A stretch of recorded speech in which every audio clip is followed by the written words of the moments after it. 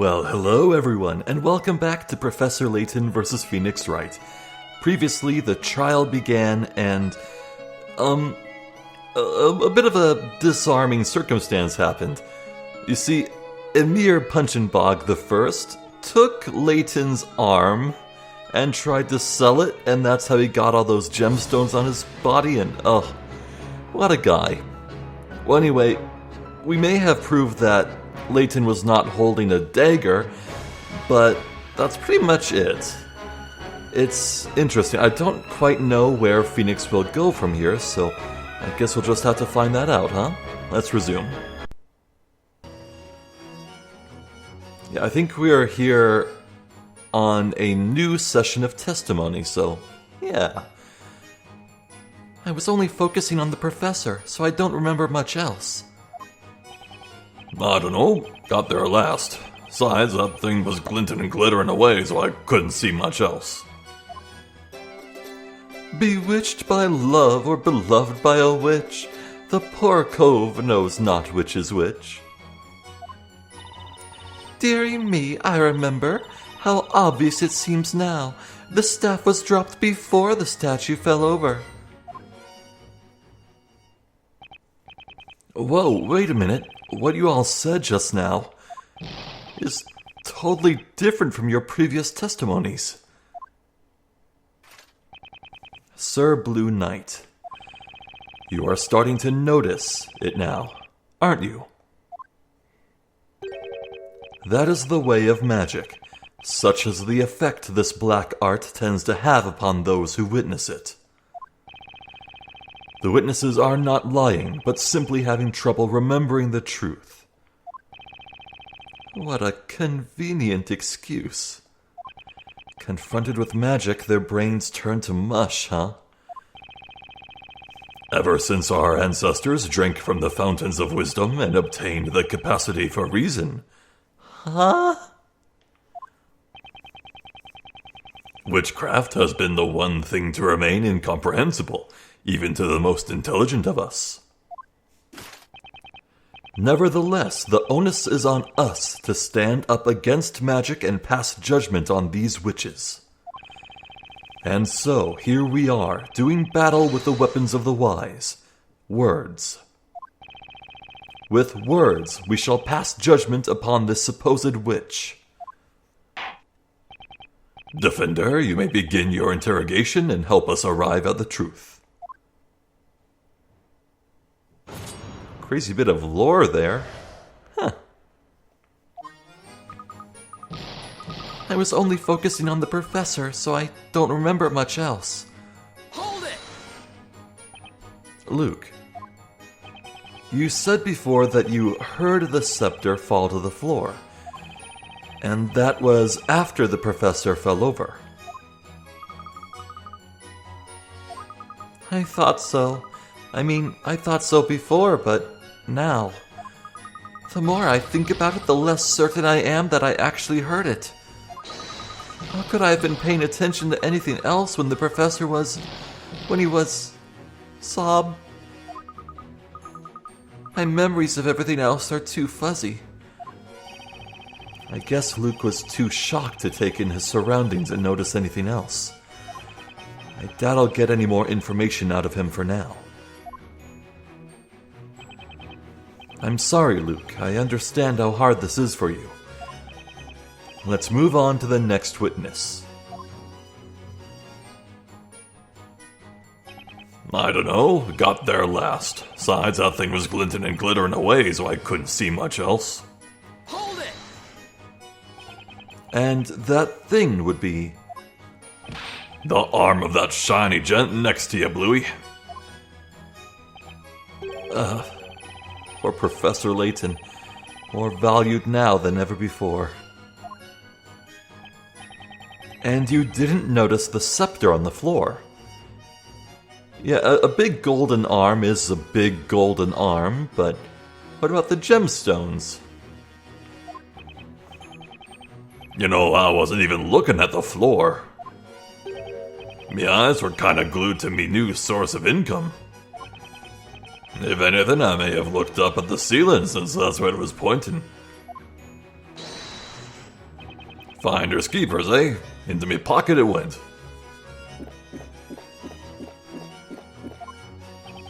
Someone arrest this guy, please.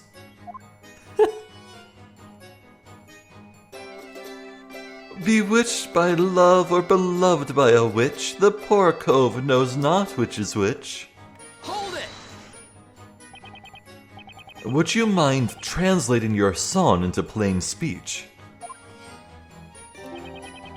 I shall simplify it once more just for you, esteemed knight of the court. First of all, let's talk about love. It's a pretty neat slant rhyme for cove. A cove is slang for a chap, you see. Someone have something to say? His cup runneth over. Hang on! Mr. Emir, you seem to be pondering something very deeply. Wow. You caught me unaware, Sir Bluey. Did something in Mr. Birdley's statement catch your attention just now? Nah, nothing in particular. I was just thinking.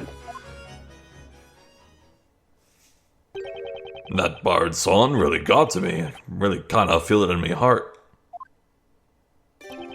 I appreciate your appreciation of my art. You know, I meant to ask you something. Why don't you become me private bard? You could sing all about the heroic life of Emir Punchinbog I. I could gladly sing of your adventures if it pleases you, kind sir. Yeah, that's exactly what I want. Show me what you got. Very well, as per your request.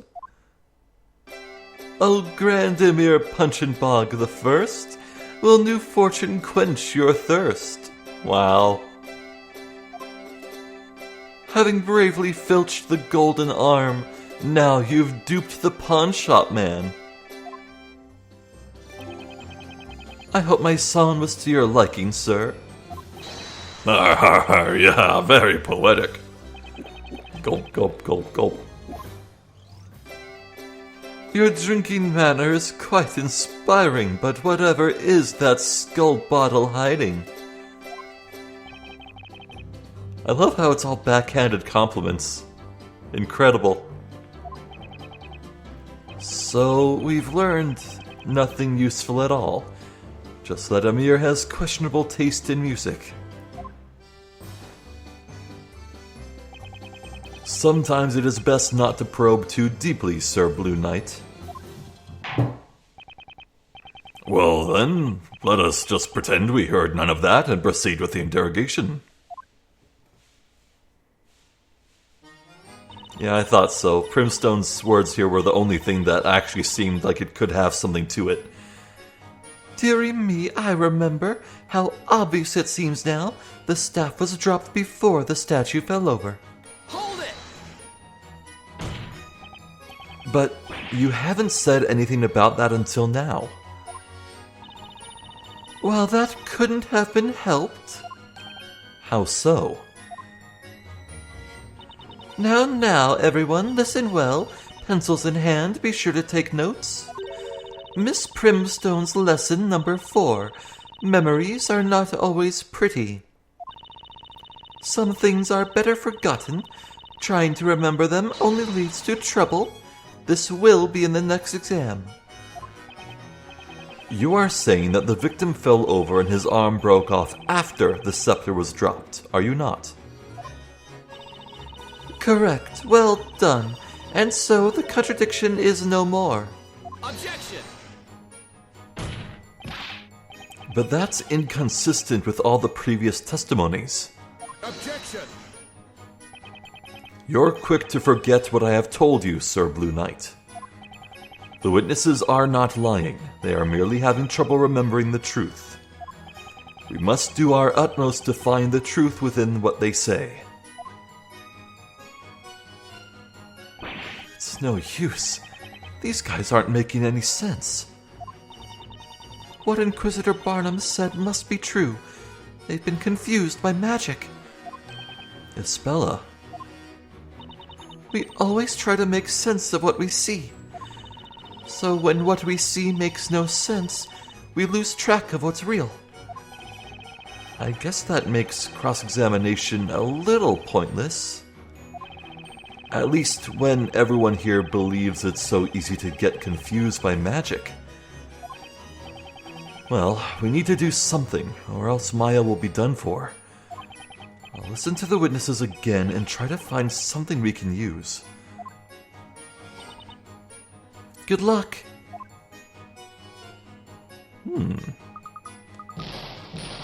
Well, you know, Barnum did say that it was bad to listen too deeply. Let's see here. I want to finish listening to Birdley's statement without looking at what Amir has to say.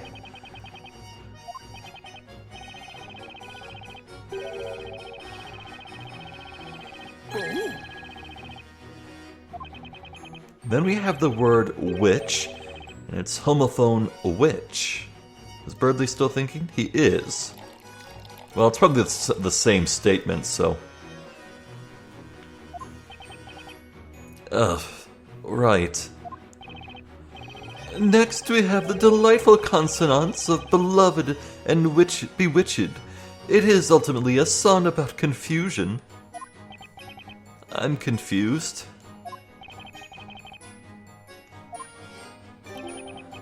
To be honest, there's nothing more to it. It is merely an artistic expression of my feelings. So it's got nothing to do with this case, does it? I am well aware. I am a well of melodious words and poetic music. That is my only claim. Oh, dearie, dearie me. Wait, did someone... Luke? Oh... He can speak to animals, yeah. What is Cracker really saying? Hang on! Luke, would you like to say something? Oh, sorry, I guess I spaced out a bit. What is it, Mr. Wright? You seem to be thinking pretty hard about something during Mr. Birdley's song, testimony just now. Is there something you would like to share with us? Well, I've been thinking about what Mr. Barnum said a while ago. What was that exactly? That humans who witness magic become confused and lose sight of what's real. And they end up not knowing what actually happened. Well, I was thinking Mr. Barnum might be right. But what about an animal? Would an animal be confused? And then it occurred to me that there might be a way. I mean, we do have with us a witness who isn't human. Oh dearie, dearie me. This situation seems oddly familiar. Too true. I asked him earlier if he remembers the events clearly or not. He said he has a memory better than an elephant and remembers everything perfectly well. Oh, that's right. I almost forgot. Luke can talk to animals. Mr. Wright, I know it sounds crazy, but please, let me try. Let me ask Cracker to testify. Oh, dearie, dearie me. Should I? I'm stuck now anyway, and the witnesses' testimonies are all over the place. A new testimony would be a wild card, but it might be just the thing to turn this trial on its head. But it's a crazy idea, all right. If I make a mistake now, it'll put me in a tight spot. Defender, are you still with us? This is not the time nor place for daydreaming. What do you intend to do? It looks as though you've exhausted all means of a counterattack, Sir Knight in Blue. Is it not time you drop your sword? If you have no further questions for the witnesses, Defender, I will consider your interrogation finished. What will it be then? Are we finished here? I've got zero time to think it over. Better make a choice now. Should I summon the parrot as a witness? Hell yeah. Your Honor, the defense would like to summon a new witness. A new? Witness, you say? Who do you have in mind? It's a witness you all know, by the name of Mr. Cracker. Mr. Cracker? I know of no man by that name. Mr. Cracker! The defense summoned its new witness, Mr. Cracker the Parrot. A parrot as a witness? Objection! This is the witch's court. Joking around will be considered contempt of court. Objection! Mr. Cracker witnessed the crime. He saw it happen, and he heard it too. He's as valid a witness as the others. Objection! No, no, no.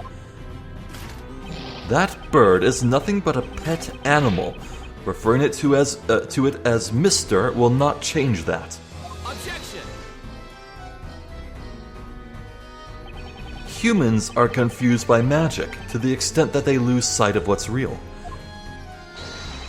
That's what you yourself said, Inquisitor Zacharias Barnum. Objection!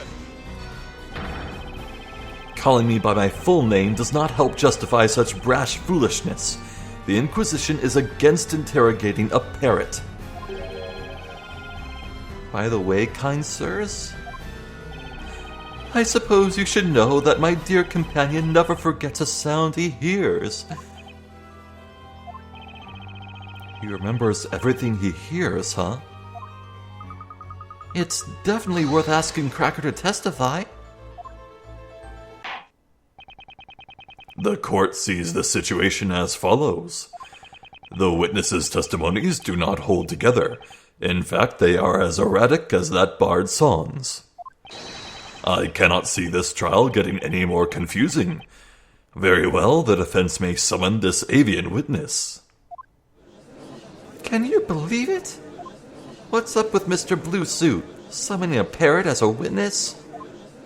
Summoning? Does he mean like how the familiar was summoned? By hook or by crook, I'll do whatever I can to save Maya. Be it summoning a parrot or a familiar, whatever it takes, within the boundaries of the law, of course.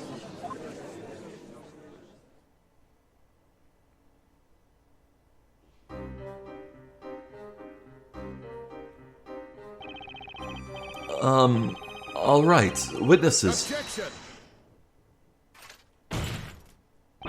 Not so fast. I hardly even know where to begin, but... First of all, what's the matter with that boy looking so pleased with himself? He looks like the cat that got the cream. Oh, that'd be me, wouldn't it? Don't mind me. Just think of me as a perch for Cracker, that's all. And just what is the purpose of questioning a bird? A parrot may be able to repeat what others say, but it cannot talk on its own. Objection! It's precisely because Cracker doesn't talk in his own words that he's certain to tell us the truth. What? Cracker remembers every sound he hears, even just the once, with absolute perfection. So let's have him testify exactly what he heard. And if Cracker can repeat every sound, I'd say this should be a valuable testimony. I cannot believe this is happening. Yeah, I can. A witness that cannot talk will not lie either. This idea is much to my liking. Well then, may our new witness, Cracker, testify to the court. We wish to know exactly what you heard from the beginning of the incident.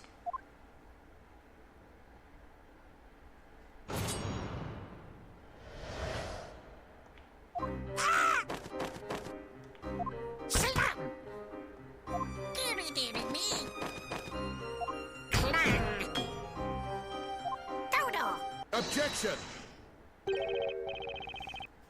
What's this now?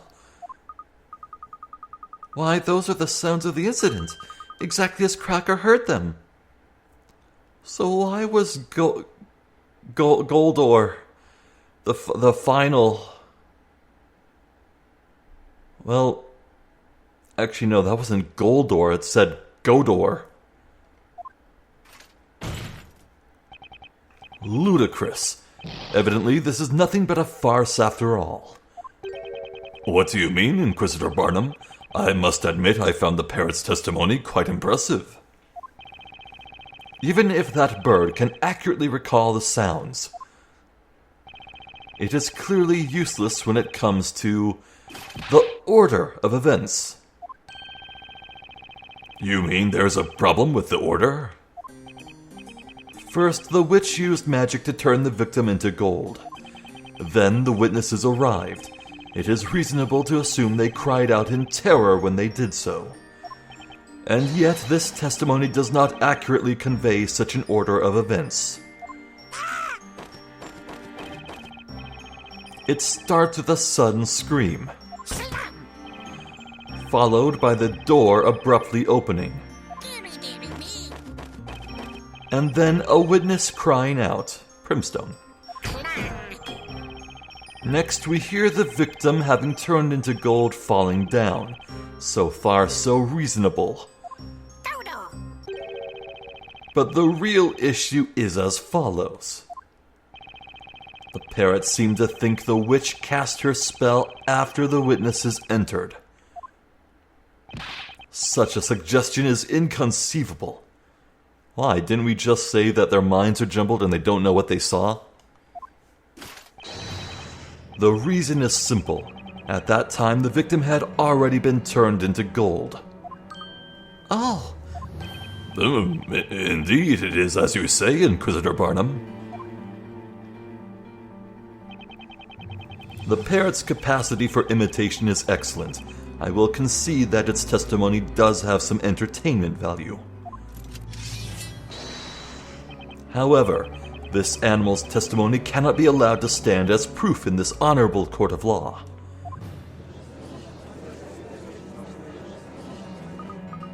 Don't write Cracker off just like that. Do you now see how foolish you were to summon this parrot as a witness? Ugh. Not good, Phoenix. Not good at all. Should I really go through with this cross-examination when it feels like everyone in this court is against me? Absolutely cross-examine it. I believe it's telling the truth. The defense wishes to cross-examine the witness.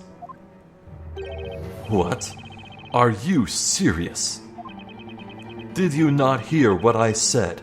Are you choosing to ignore my words? A witness that cannot talk cannot lie either.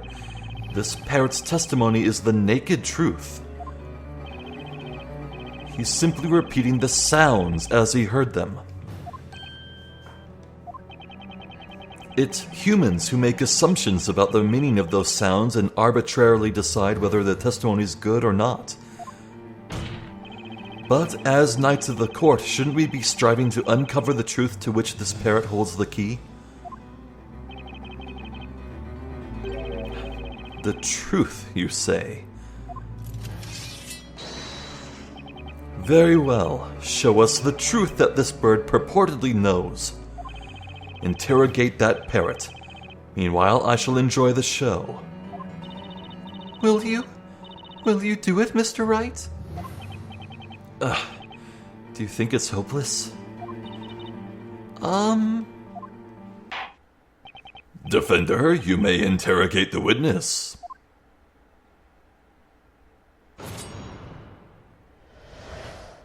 Okay then. So a scream was the first thing that happened, huh? Hold it!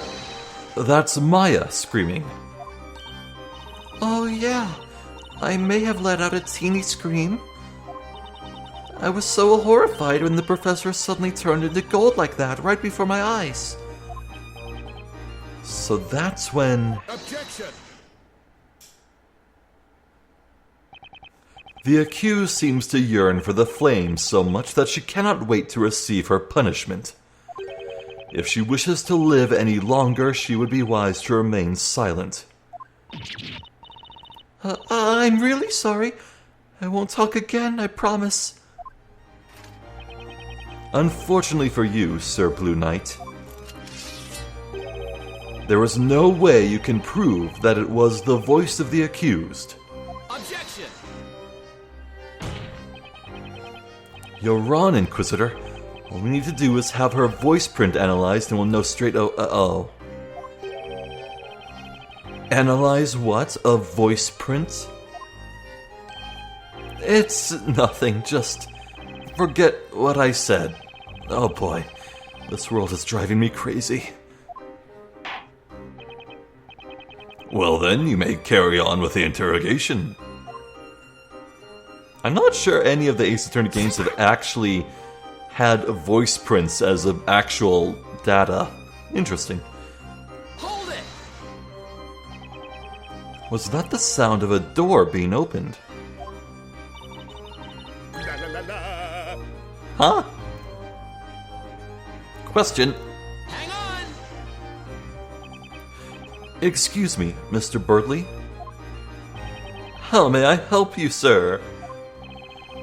I'd been meaning to ask this before, but why are you still on the witness stand? Are you suggesting I should leave my dear partner alone with strangers who cannot even sing? Huh?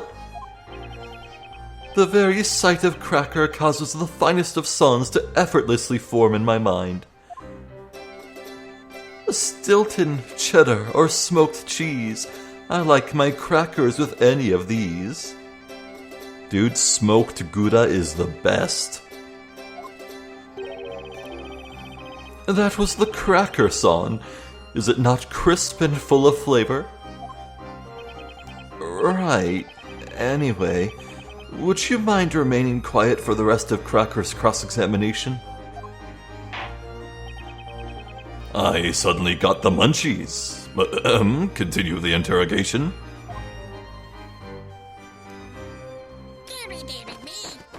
I want to go back. Slam. Let's see that play out as it normally goes. La la la la! Huh, he seems to be saying, "Don't ask me, mate." Defender, this is getting us nowhere. It would seem so, Your Honor. Yeah, I can see that myself. By the way, I was the one who opened the door. I was worried about the professor, so I barged right into the room. Poor Luke.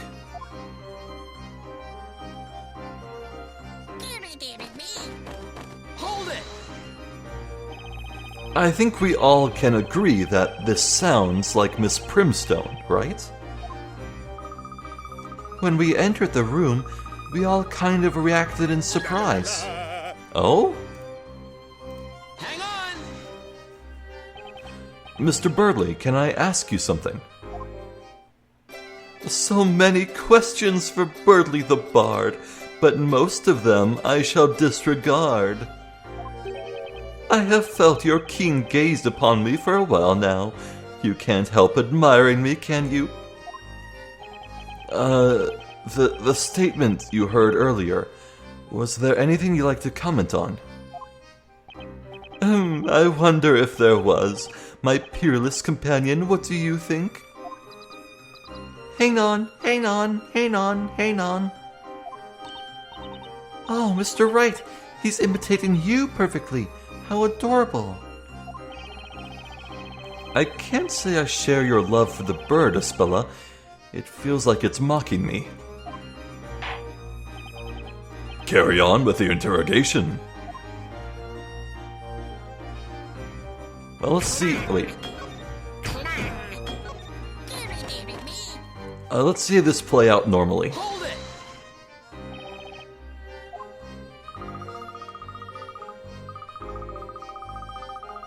La la la la!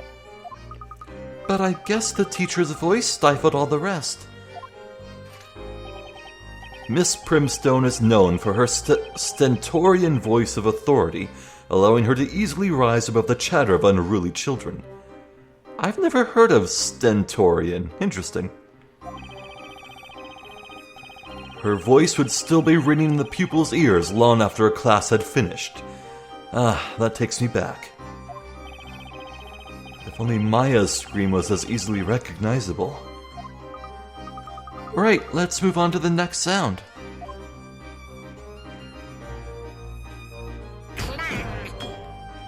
Hold it! That must be the sound of the professor falling over, I guess.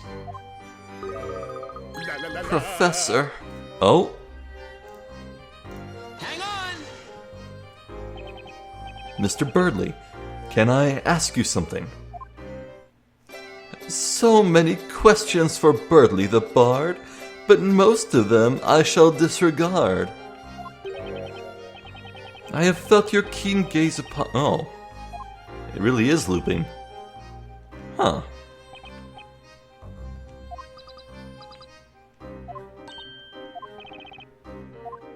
Interesting.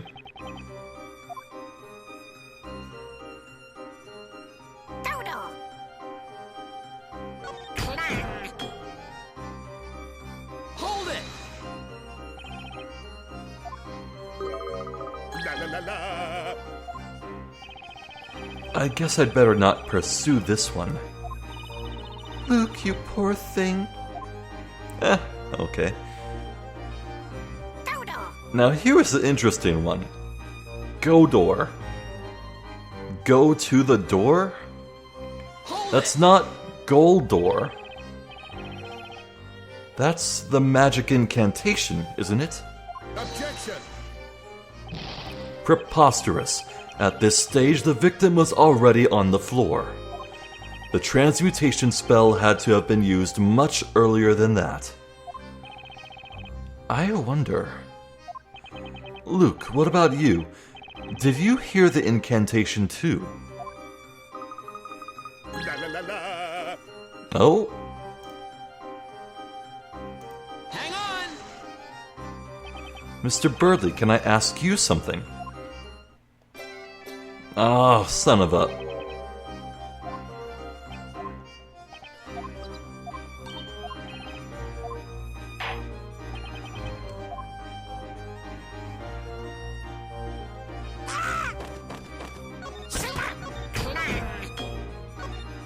Oh, whoops. It looped.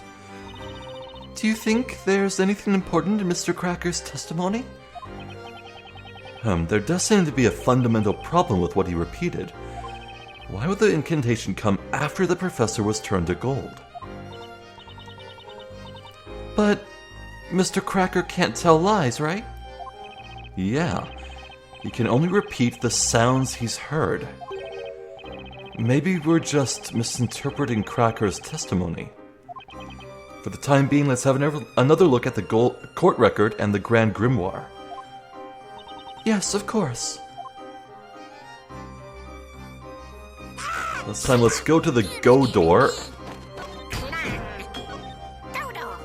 And we'll see what Luke has to say. Hold it! Objection!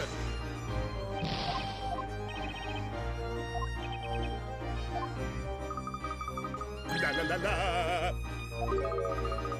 I'm sorry, I can't seem to remember. After I saw the professor in that state, my memory of what happened next just isn't clear. I'm sorry, Luke. I know this is very painful for you. Anyhow, the important thing is that incantation.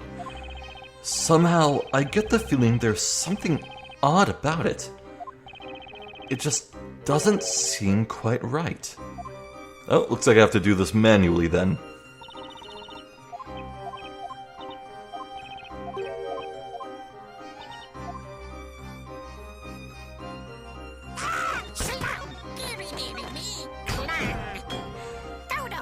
This court seems to believe that the parrot is saying Goldor here, but it's not. It's saying Godor, so let's look at the Grand Grimoire. Godor is not Goldor. Objection!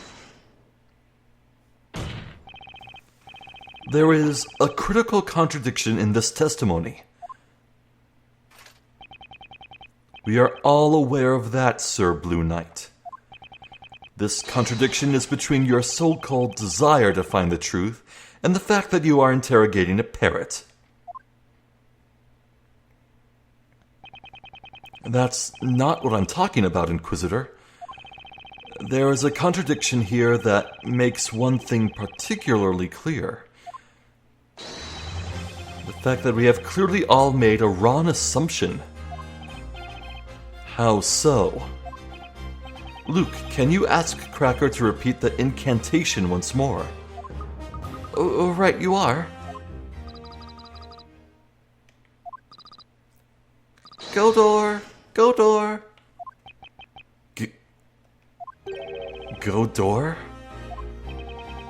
According to the Grand Grimoire, the name of the gold transmutation spell is Goldor. Now, Inquisitor, it would seem to me that the spell we've just heard is in fact a different one entirely. Well, I never. Unbelievable. Goldor and Godor. Objection! This is ridiculous. That wretched bird must have misheard the incantation. Objection! Cracker is able to imitate sounds perfectly. The incantation was indeed misheard, but only by the people hearing it. Objection! The victim was found already in his golden state. That is proof enough that the Goldor spell was used. Objection! But you're forgetting that Cracker heard this incantation after that spell had already taken place.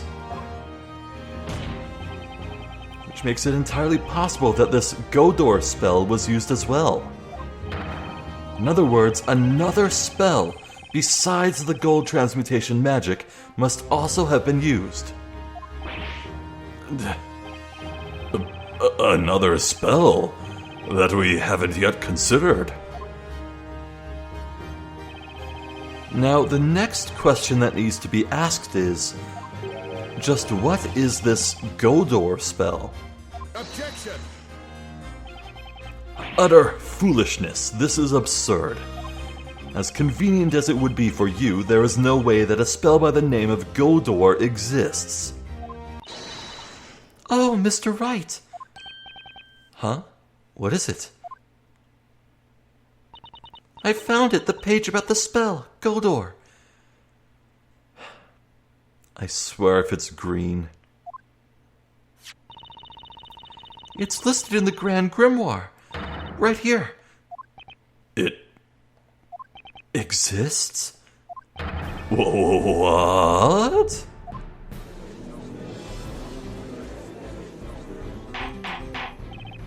Order, I demand order. Just like I thought. Cracker remembered it exactly. But then, what kind of magic is this Godor? Well, my lord, the Grand Grimoire describes it in the following way. Godor creates a portal on two sides of green-colored walls. The portal will disappear after 5 minutes.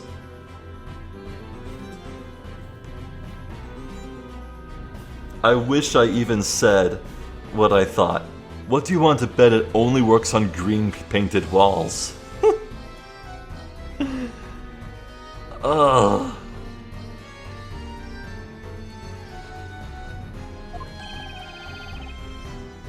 creates a portal. On green-colored walls. A portal spell. Green!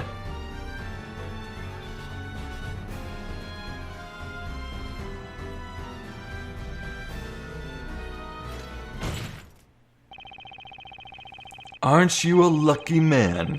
It appears even the Grand Grimoire is on your side. However, there is a fatal flaw in your explanation. Huh? What flaw is that, Inquisitor? It is really quite simple. Think back to how the alchemist study looked at the time of the incident.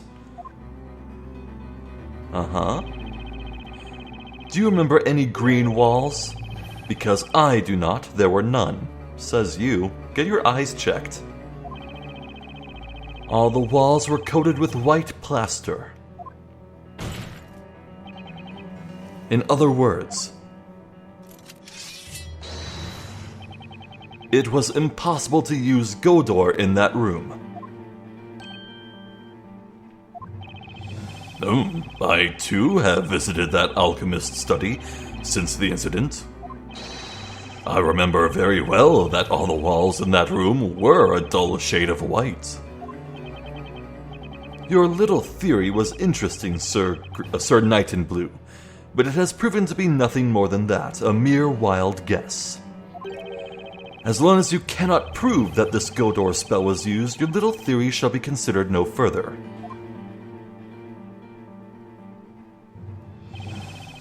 In all honesty, I was very surprised to learn of such a spell's existence. However, as long as it was impossible to have used the spell at the crime scene, your deduction leads us nowhere. So, let me ask you now. Yes, Your Honor? Do you, perchance, have any proof that you could show us? Can you prove that it was feasible for the witch to have used Godor in that room? This is no coincidence. That spell must have been used at the crime scene. But do I have the proof that it was even possible to use Godor? Yeah. Behind the painting is green. Naturally, I have proof. It's been on my mind for a while. That inexplicable mark. It has to be the evidence that ties up all the loose ends. The defense wishes to present evidence. Impossible. The determination in your eyes made me think you would. Now then, we shall allow the defense to present its evidence to the court.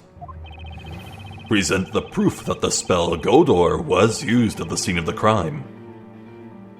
Take that!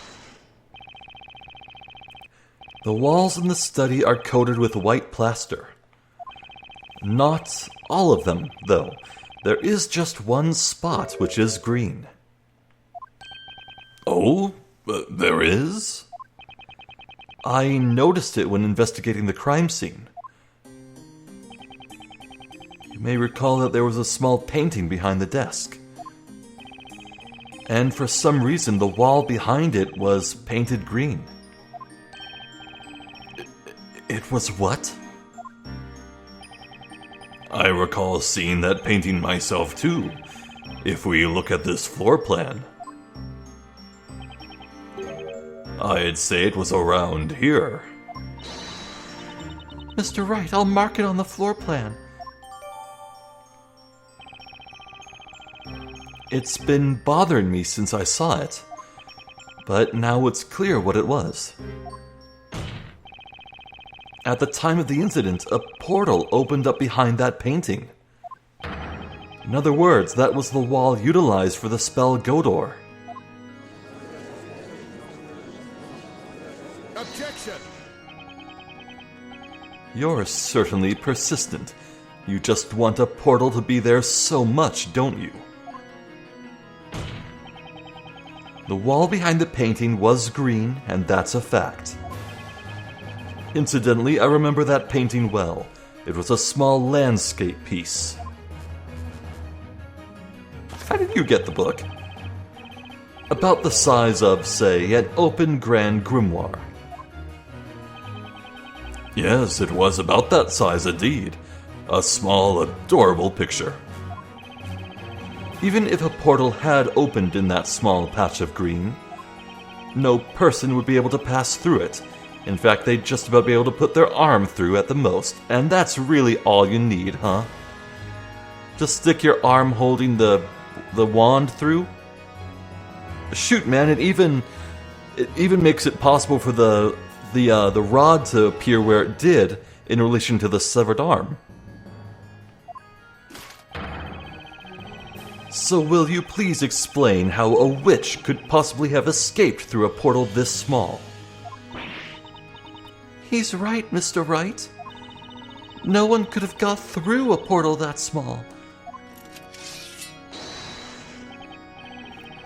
Have you anything to say, or are you so crushed by the realization of your mistake that words fail you?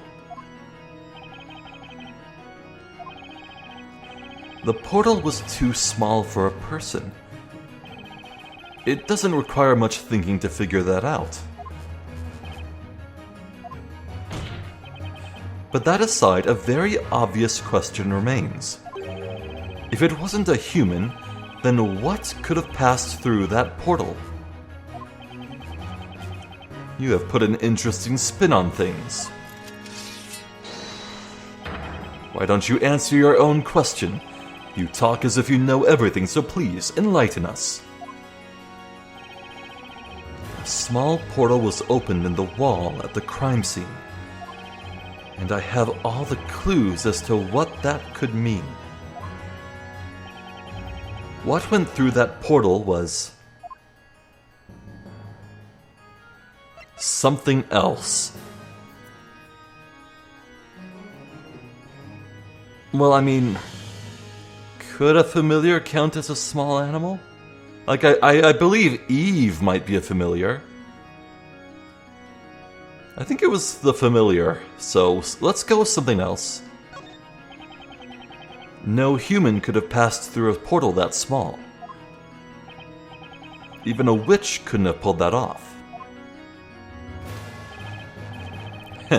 So are you finally forsaking your mistaken assumptions? I haven't finished, Inquisitor. The fact remains that something else could have passed through that portal. Oh, and just what would that be, Sir Blue Knight? The portal was created after the professor had been turned into gold.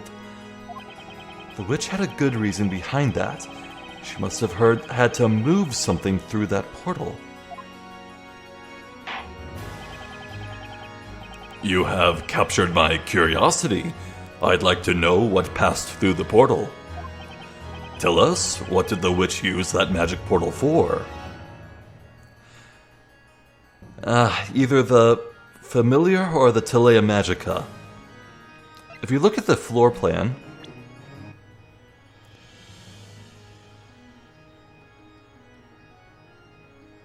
yeah. Look, I really do think they tossed the staff into the room.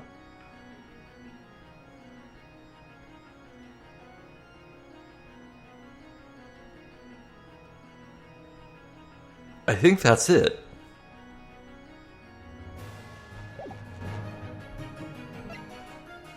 But I think I'll check out a hint coin. Let's see.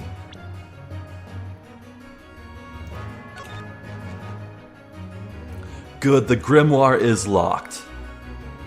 Good, that makes it easy. I wasn't sure if it was going to be a familiar, but yeah, the Telea Magica. Take that! Considering the state of the crime scene, there is just one possible answer. And that is the Telea Magica. Objection! What? What's this now? The Telea Magica was found at the crime scene. A portal has nothing to do with it. Objection! Inquisitor Barnum, you're making the wrong assumption. Wrong assumption? The witch wasn't trying to remove evidence from the crime scene. She wanted to plant it. She threw the witch's scepter into the room through that portal. Objection! You and your crazy theories. Do you even realize what you're saying? If she threw the staff into the room, that means... Exactly. She did it to deceive us. Her goal was to make us draw the wrong conclusions. When the incident took place, the witch herself wasn't in the room. She cast the spell from outside. What?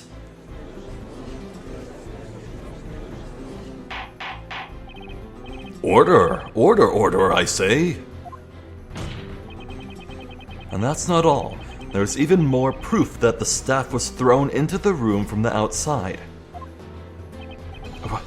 What proof? That proof is none other than Professor Layton's previously severed right arm. The victim's arm. How does that prove anything? None of the witnesses have testified they saw the witch's scepter. However, a few of them claim to have heard it rattling across the floor. That's right. Please, take a look at this floor plan.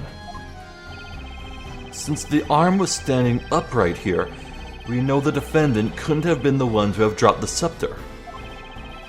Now, think about it. Where would you need to drop the scepter from in order for it to end up here? Oh. Oh. That's right.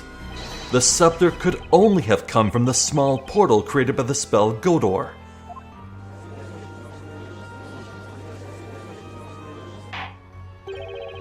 And this is most unexpected.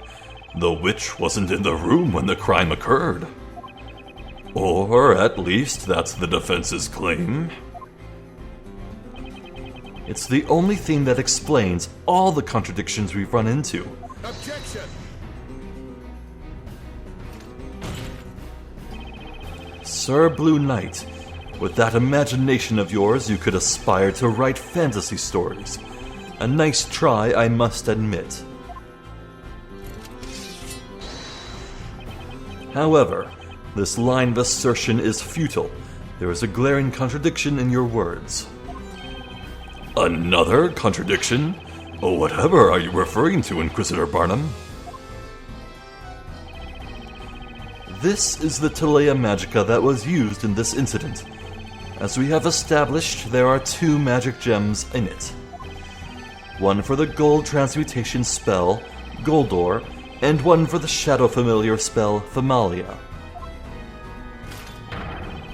A witch in possession of this staff would not have been able to cast Godor.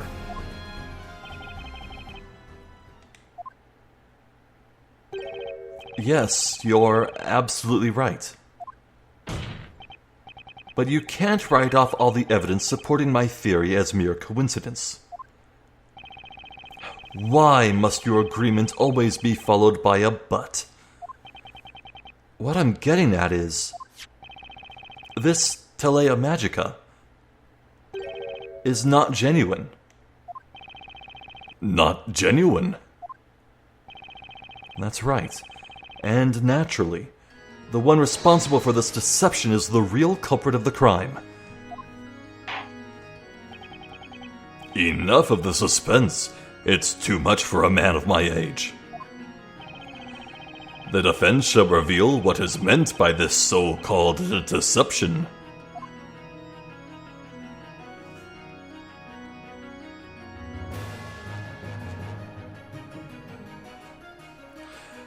There's evidence of Goldor being cast. There is no evidence of Thamalia being cast. I think this gem might be fake.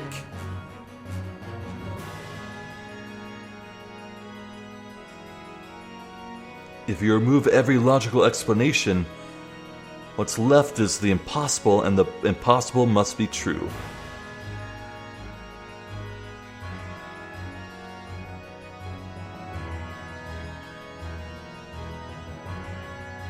I think it's this. Got it.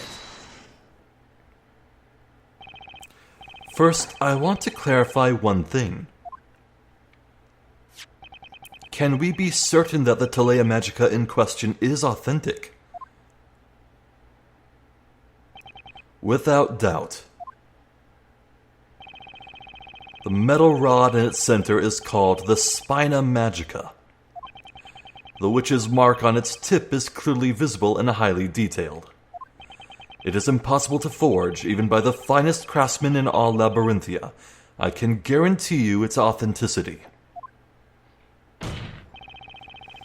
That leaves us with only one possibility. The forgery in question is the Famalia magic gem. What?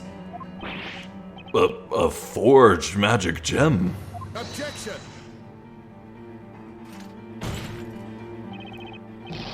That is an insult to our investigators. Objection. Only witches can use the power of these magic gems, can't they? So tell me, how can you know whether a magic gem is the real thing or not? Objection. Hold it there. We know for certain that the spell Goldor was used. It is undoubtedly not forged. But what about Famalia? Did anyone actually see a familiar at the crime scene? That's... 3 months ago, when an investigation was carried out into Sir Belduke's death, the results yielded the following conclusion. The spell Famalia had been used to summon a familiar, which in turn carried out the murder. And the witch used exactly that to her advantage. Another similar incident at the same crime scene.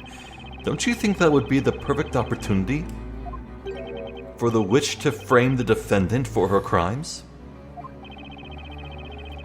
The defendant would be blamed for both the professor and Sir Belduke's deaths, and she'd be taken for the real witch. Oh. That was the real culprit's objective.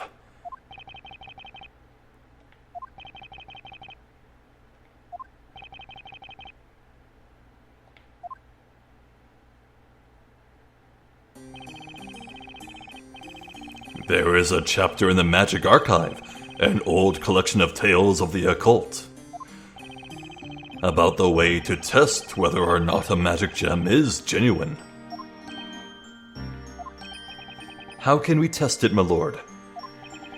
It is very simple.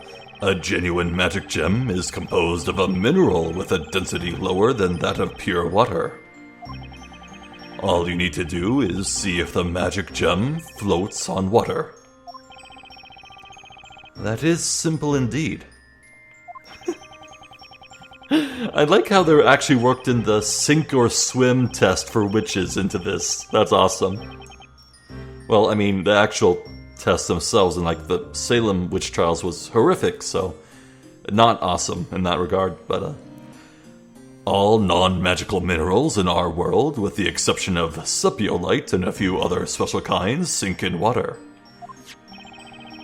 These eerily sparkling magic gems, however, will never sink when put into water. Bailiff, remove this magic gem for immediate examination. the magic gem's a fake? What's up with this trial? This is not how it was supposed to be. It's all right, darling. Don't cry. You'll get to see a witch burning today. Sir Barnum never disappoints. Hush now. There. Ugh.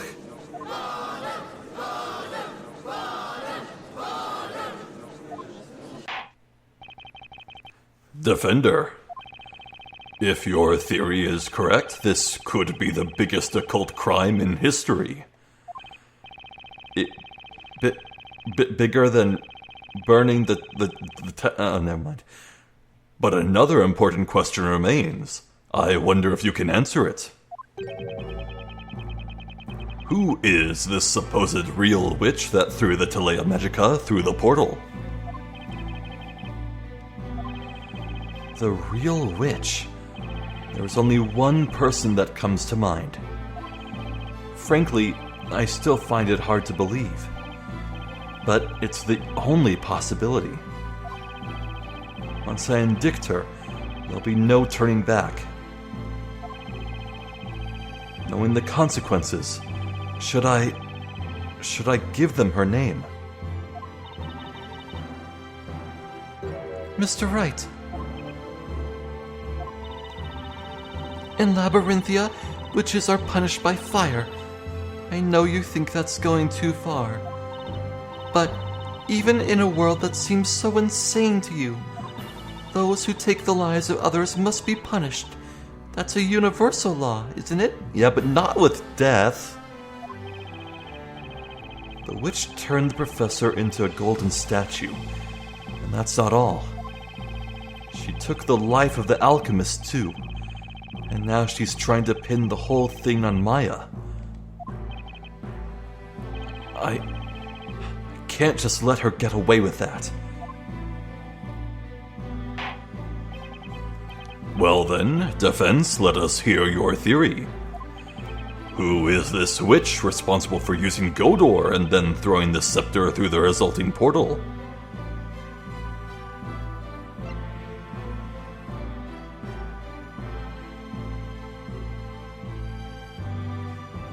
Yeah, it's Jean. Take that!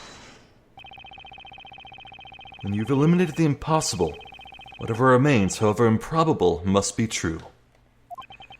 There's only one logical possibility. It has to be that person. The real witch is Jean Grey Earl. Huh? Grey Earl? I've heard that name somewhere. Wait, isn't that butler who served Sir Belduke? That's correct. Objection! What's this about? You seem to love rolling out these ridiculous suggestions, but you ignore the obvious. Jean Grey Earl is male. Inquisitor Barnum, tell me one thing. Is it only females who can be witches? Are you daft? Of course it's only females.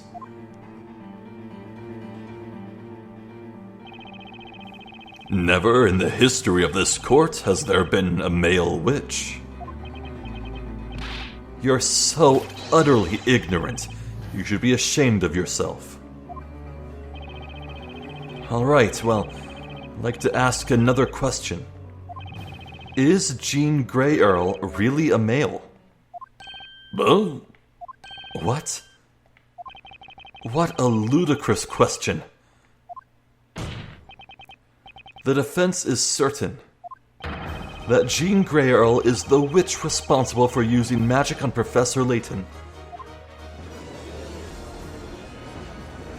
Objection! Will you stop fooling around? This is a groundless accusation.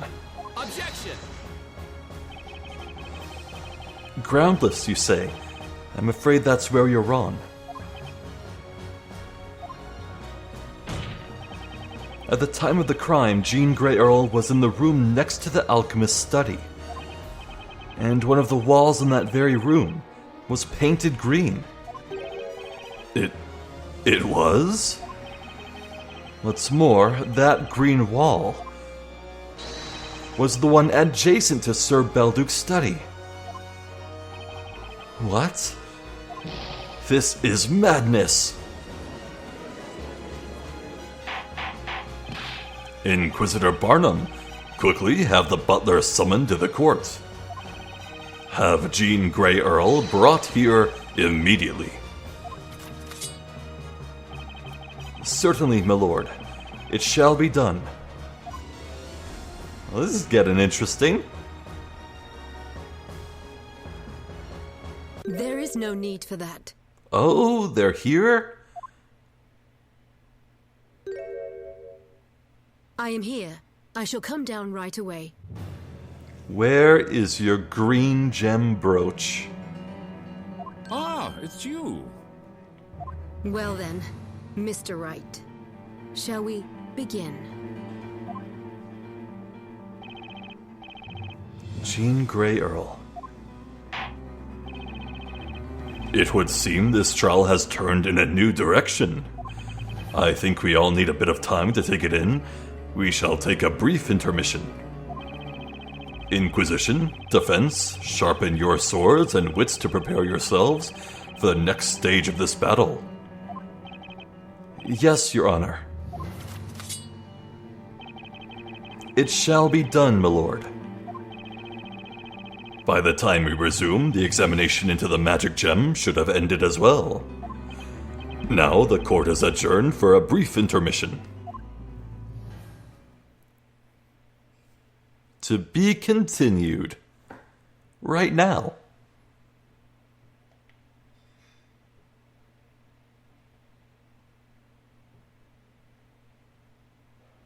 Actually, I think I will save this time. I've learned a mighty lesson. Whoops.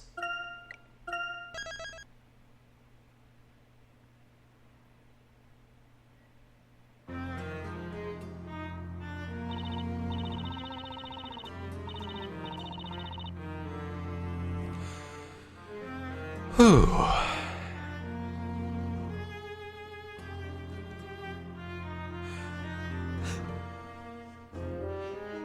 Just absolutely ridiculous, you know? Barnum is having a very bad set of days. It's one thing to be defeated so utterly in court on one day, but then in the next to get such immense resistance, while the defender, a former baker, up until like yesterday, calls forth a parrot, and then actually gets somewhere and gets like irrefutable logic proven. Ah. Oh, poor Barnum. I feel for that man, I do. But yeah, at least the truth is drawing nearer. So Jean's gemstones. Absolutely something going on with them. They had this brooch on their neck that the professor, well, not professor, the alchemist, Sir Belduke, asked them to wear. And then next we saw them, they were wearing a different color brooch, and now there is no gem whatsoever. Very clever to hide it. It would be very scary for them to wear it in court. Phoenix would prove it immediately, but...